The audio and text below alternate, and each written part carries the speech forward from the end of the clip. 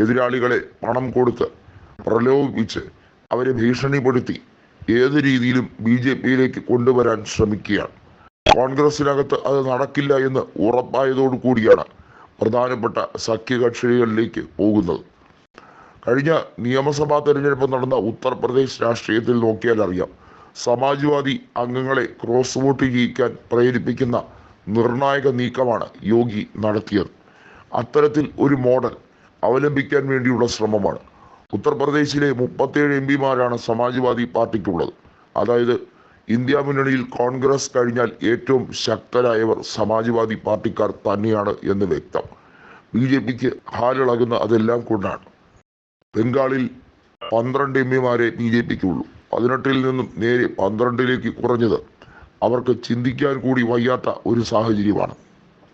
Exit poll ഫലങ്ങളിലെല്ലാം 25 മുതൽ 30 seat വരെ ലഭിക്കും, BJP ഏറ്റവും വലിയ ഒറ്റകക്ഷിയാകും ബംഗാളിൽ എന്ന പ്രവചനമായിരുന്നെങ്കിൽ ലോക്സഭാ തെരഞ്ഞെടുപ്പ് വന്നപ്പോൾ അത് പാടെ മടങ്ങുന്ന ഒരു കാഴ്ചയാണ് കണ്ടത്.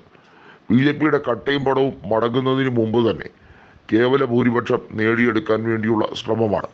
അതിന് കൂട്ടരാജി, MP കൊണ്ട് കൂട്ടരാജി വെപ്പിച്ച് അവിടെയെല്ലാം ഉപതെരഞ്ഞെടുപ്പിലേക്ക് കൊണ്ടുപോകാൻ ശ്രമം നടത്താൻ വേണ്ടിയുള്ള നീക്കമാണ്. നിലവിൽ ആ ഒരു സാഹചര്യം ഏത് പാർട്ടിയിലേക്ക് കൊണ്ടുവരണം എന്ന ആലോചനയാണ്. JP നദ്ദയെ BJPയുടെ ദേശീയ അധ്യക്ഷ സ്ഥാനത്ത് നിന്നും മാറ്റേണ്ടത് അനിവാര്യമാണ്. പകരമായി ശിവരാജ് സിംഗ് ചൗഹാനെ കൊണ്ടുവരേണ്ട സാഹചര്യം ഉയർന്നിരിക്കുന്നു.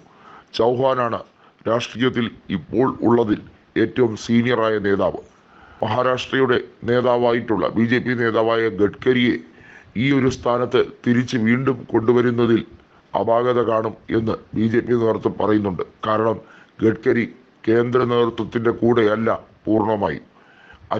അദ്ദേഹത്തിൻ്റെതായ ശൈലിയിൽ മുന്നോട്ട് പോവുകയാണ്. മാത്രമല്ല ഫട്നാവിസിനെ ഏറ്റവും കൂടുതൽ എതിർക്കുന്ന വ്യക്തിയും ഗഡ്കരിയാണ്.